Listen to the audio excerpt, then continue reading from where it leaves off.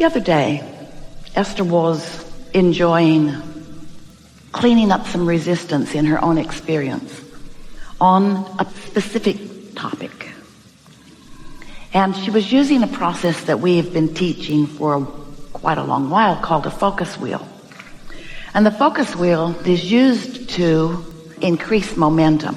It is used to pick a topic that you would like to make dominant and increase the vibration of it, which is what makes it dominant. So the focus wheel works like this. You're observing life, something that you observe could be improved, and you recognize it. So you sit with the intention of improving your vibration on a subject. So you start with where you are. Such and such sucks. And then, as always, when you know what you don't want, for just a flash you know what you do want. So on the other end of that stick is a clearer than usual picture of what you do want. I know I don't want this, I would prefer this. So in the center of a page, Esther always draws a big circle, and she writes a positive statement that right now is not dominant within her at all. In fact, the opposite of it is dominant within her. That's why she's doing this. It's something that she intends to make more dominant because she is going to focus on it for a little while and allow it to become more dominant. You following? So she writes this in the center, and then she tries to think of things that are easy to think of that support center circle of intention. And it's pretty easy. First one comes sort of hard, but then she gets rolling, and she'll write the first and the second and the third and the fourth and the fifth and the sixth, and sometimes she'll just fill a whole page in all around. Sometimes you can hardly see anything left on the page. It's just writing everywhere. Sometimes the momentum becomes so fast that she finds what she has written in the center to be dominant in this moment. She changed what was dominant to something else. We call that deliberate creating. It's fun to clean up vibration. However, cleaning up vibration, just the idea of cleaning up a vibration, has resistance in it because there's something to clean up. And when you focus too long or too hard on what you're cleaning up, you make it dominant. You can do so many focus wheels on something that bothers you that you can make that thing that bothers you dominant. You getting the sense of what we're talking about? We love you so much. That's what humans do. You try so hard to get it right. You want so much to be good at what you do that you are so often in your quest for rightness or goodness or improvement actually activating the other end of the stick without even knowing you're doing it. Well, that's what Esther was doing. She was working so hard on cleaning up a vibration that she had been aware of that keeps rearing its ugly head, that while she was going through the motions and actually slightly improving the way she feels, overall, too much focus wheeling on the same subject over and over again was making what she didn't want dominant. Can you follow this a little bit? And can you put it in the category of trying too hard? So something very wonderful happened to Esther during this process.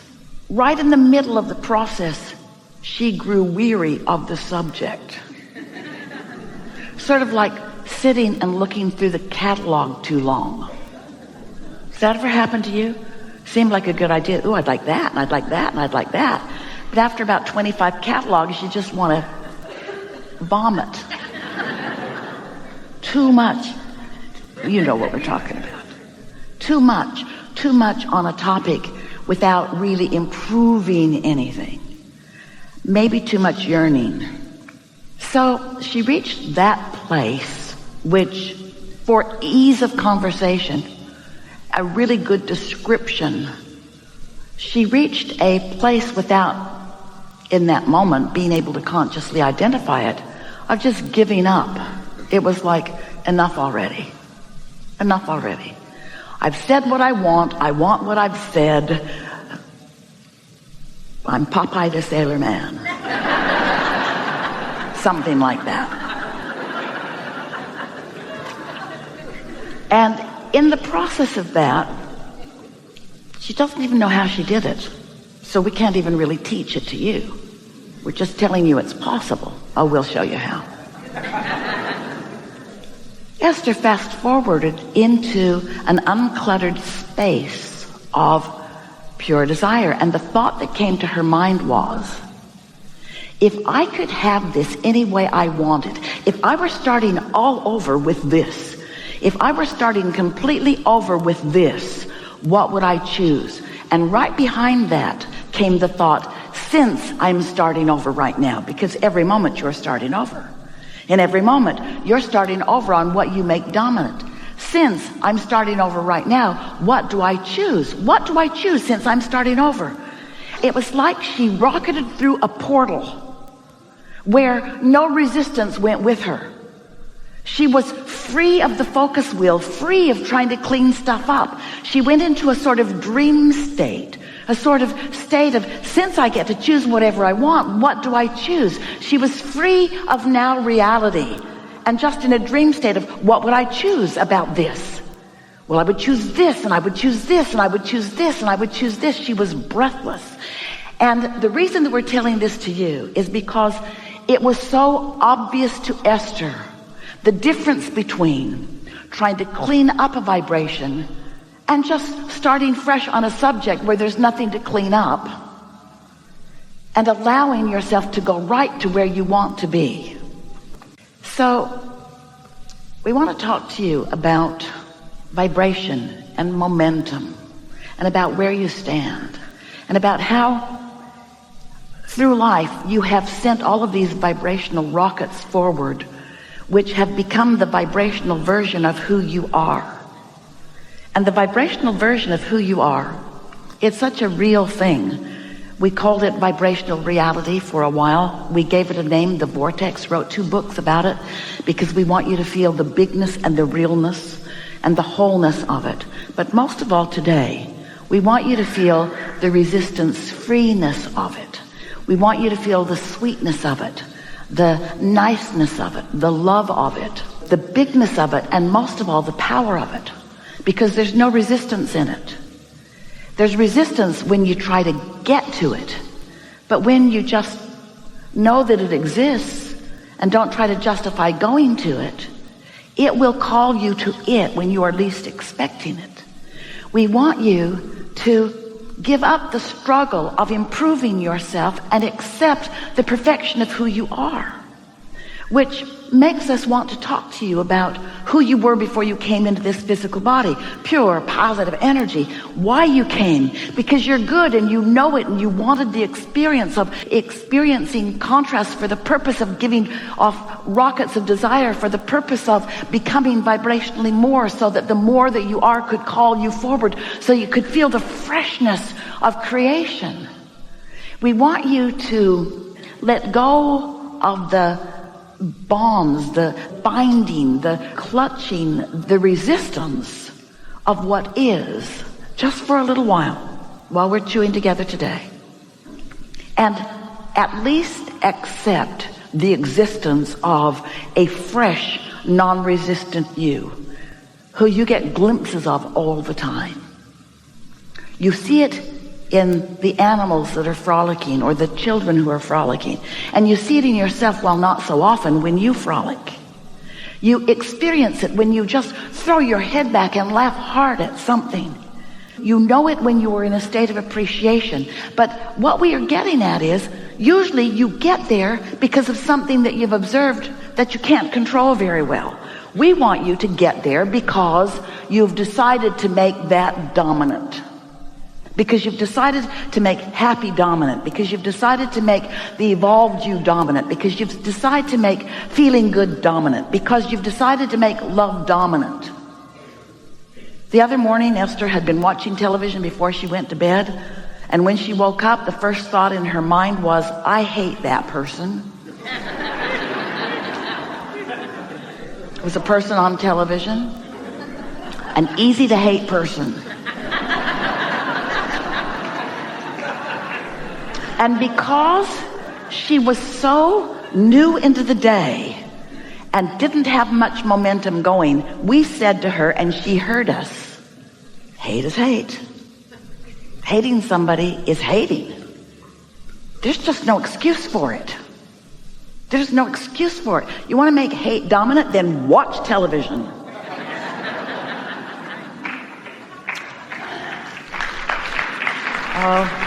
That's not really fair, because there are lovely things on television. But you're not ready for it yet. You got a lot to make dominant before you ever turn it on again. So, we're eager to talk with you about whatever matters to you. We want you to recall with us today that you were source energy before you came into this body, and the larger part of you still is. And while you've been here sifting and sorting and launching rockets, you have evolved as that soul being. And the vibrational part of you has become so much more than it was when you first got here in this body. And you are not ever going to be happy unless you are up to speed with that becoming. You got to keep up with your own evolution. You cannot let what is hold you back. And what is will hold you back. What is holding you back. Because you're observing what is. It's full of vibration. You activate vibration of what is. You practice vibration of what is.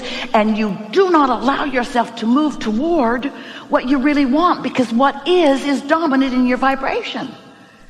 Now you want to say, we know you do, we can hear you all over the room, well, isn't it logical that what is would be dominant? I can see it and hear it and smell it and taste it and touch it.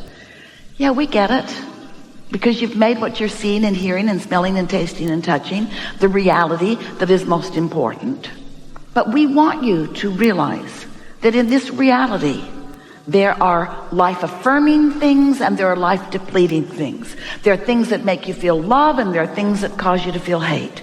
There are things that are uplifting and praiseworthy and there are things that are not. And you have choices that you are not making because you've got dominant thoughts that are holding you back. We've enjoyed this interaction immensely. So as we are chewing together today, it's our desire that you bring yourself to this chair, or you bring yourself to this conversation from the chair you're sitting in, and that together we make dominant the things that you've chosen through life that are, in the greater scheme of things, dominant. You are the creator of your reality. Sometimes we ask, why are you here? What did you come for? And sometimes people come because there's something specific that they want to make happen in their life. I want to live in a different place, or I want to be in a happy relationship, or I would like more money in my life so that I can have more freedom, or I would like more rewarding work, or I would like to have more freedom in my day. There are very specific things or needs that you come wanting.